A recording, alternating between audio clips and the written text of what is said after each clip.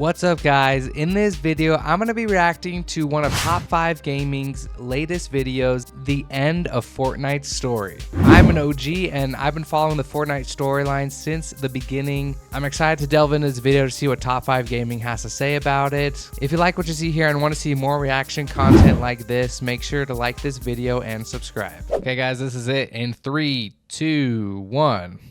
Fortnite has abandoned the storyline. It's the #1 complaint I see that's only getting worse. Well, the creator of the story has spoken out, and now we've learned what's changed, the reason for him leaving, and why many say Fortnite's storyline isn't the same. You see, the story has always tied the chaos together. It turned the game from a simple battle royale to a fully fledged adventure that we, the player, had to craft. Donald Mustard was the architect of it all, and his boldest decision was choosing the island as the central character of his vision. But ironically, at the same time, he shared exactly what would make him retire. Top 5 now in 2024, this simple sketch is reality. And despite it being Donald's plan, he had no idea achieving this would take a massive sacrifice. Over 6 years, I wanted to tell the origin story basically of the metaverse, or of what if there was a shared reality where you could just go and be in this multiverse of possibilities. People, factions, villains would come and go, but an island would always remain constant. When the Meteor event first started, he wanted people to see the inevitability of this thing getting closer and closer every day. What's gonna happen when this hits the island?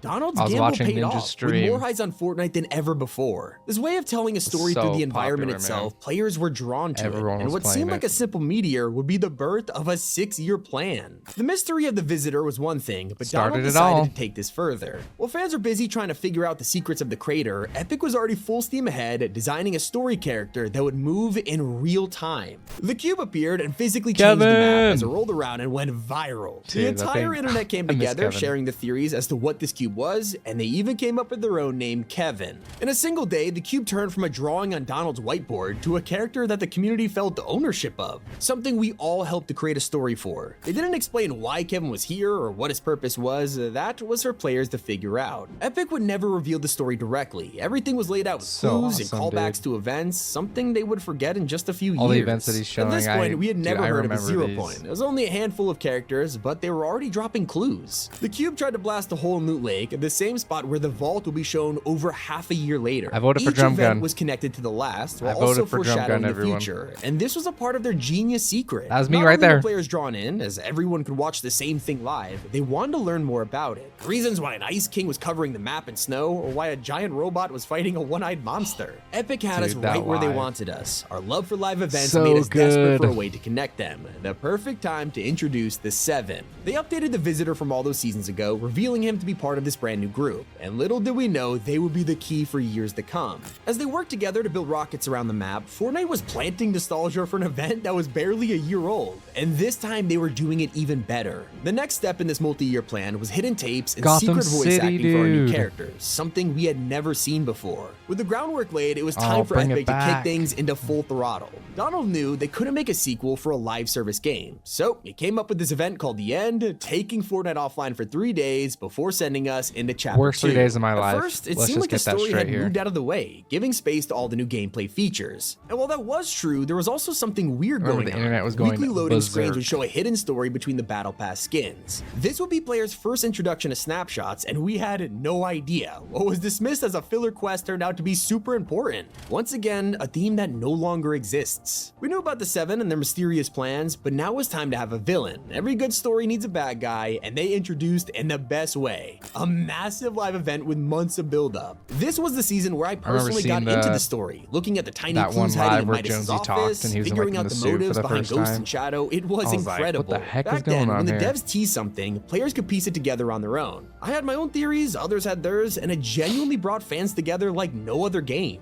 When the device was activated, no one predicted what would actually happen. It was a beautiful surprise, as we were introduced to Agent Jones in a fully animated cutscene. This appealed to casual fans who were taken back at the first human in an event, and it got storyline lovers racing to figure out who this guy was. The beauty of all of it was how Fortnite was so good at asking questions. For every answer they gave players, it would come with 10 more mysteries. Who was on the phone? Why is Jonesy wearing a suit and tie? What was surprising about being able to hear him? It was the beginning of the story Storyline's golden age. Now they could introduce people with dialogue, character development, cutscenes. There was so much potential. But it was also time for Epic Games to bring the metaverse into play. It had been lurking in BR for a while, but most crossovers were outfits, maybe a POI. It never affected the storyline, except Donald didn't want that. I went and met with everyone, with Marvel, with DC, and said, here's what we could do together. Here's what the story is. I would take people through the next 6 years. Marvel was on the fence, but she was able to secure John Wick, opening the door for a comic collaboration with Batman. Now the plan was coming to fruition, as Fortnite had announced a Marvel season, which would clearly put the story on the back burner. Now that's not what happened. Paid off though. Donald found a way to tie Galactus in. We learned that he was summoned to the island because of the black hole, opening the door for insane theories. I mean, players love this. It truly felt like the perfect balance between a metaverse and an original story. Epic had struck gold. They were keeping Fortnite's identity while padding it full of amazing characters. And that's exactly what happened with Zero Crisis. They found a way to merge crossovers with Agent Jones. After years, the Zero Point was finally doing its job. Is this the one with Dwayne? Universe to come to Fortnite. Dwayne and the Rock were the ones in control. Every single reality log was an advertisement for an upcoming crossover, but it was also essential to the storyline.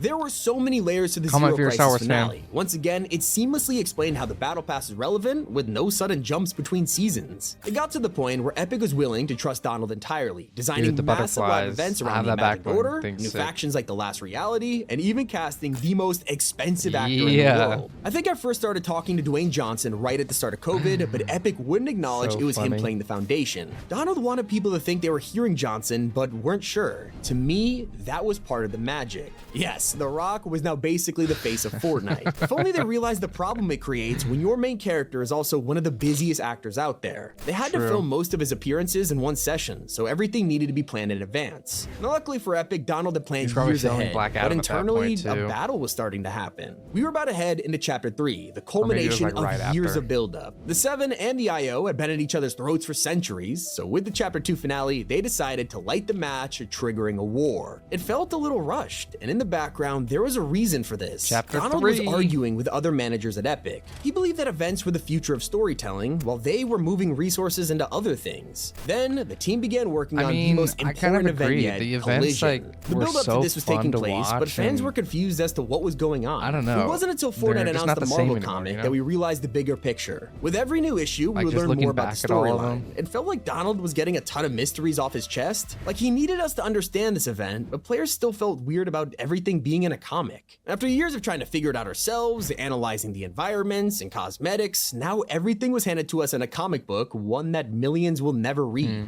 Looking back, we should have had more appreciation. The cracks were beginning to form. Collision was a success. People loved the idea of bringing back the mech, recruiting Agent Jones to the Seven, and finally defeating the IO in a huge battle. Not to mention, we got our first tease of Geno, a villain who had been hinted at for years. From him being the motive behind the Foundation and Jones teaming up, to pictures of Geno on the map, players were convinced a grand reveal was coming. We expected it to be in a cinematic trailer, or maybe the next event. We defeated Sloan in the IO, but clearly it was time for Geno to take vengeance. There was so much potential, so many theories, but everything went wrong. When the final issues released, it exposed major problems at Epic. Fans noticed that characters were drawn incorrectly, showing how rushed the artists were. And when the comic aligned with Collision, we thought we would see a pretty accurate recreation, only for the event to be completely different. So should we trust the game or the comics? These revealed the true story as seen through the eyes of Donald. It was his actual vision. Bro, who even reads Marvel these superheroes comics? would help us bring back the mech and take down the IO. You could even see it in the season trailer. Doctor Strange literally opened a portal on the battlefield. They should just keep it in the game, this was nowhere to be found in the Collision event.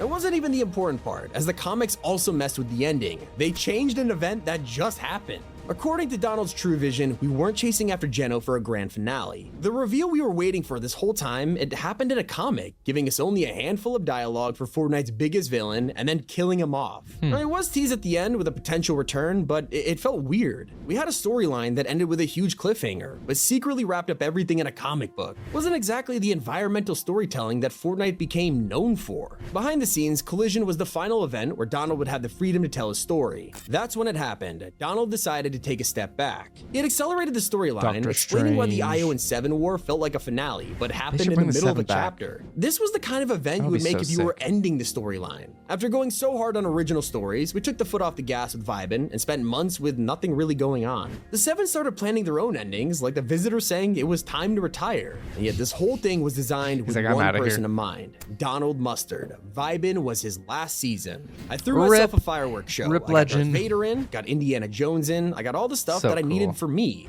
That's why that season is called Vibin. It's like a celebration. Despite the magic touch and ability to bring tens of millions of people to the games, live events were now going to happen once a year. And without Donald to supervise the Chapter 3 finale, things fell apart quick. The first season without him, we watched as the 7 were consumed by Chrome. This was meant to happen in Donald's story, but it felt wrong. There wasn't much buildup behind it, and because half of the 7 were played by famous actors or didn't have a voice at all, they vanished. The Foundation's quote-unquote death was confirmed by a helmet on the map. The Order and the Imagined also just disappeared with no explanation. Instead of wrapping up and starting fresh, Fortnite kept going with these beloved characters, leading us to the last event of Donald's reign, Fracture. And even saying that word, most players have terrible memories. In what became the most hated live event, fans considered it vague, confusing, and lackluster. They pointed out how nothing made sense. We spent all season preparing, saving houses from Chrome, only for the island to just explode. Play a lot of these seasons. Then we spent like 20 minutes doing chores while helping Paradigm fuse everything back together, but they never explained what this meant for the 7.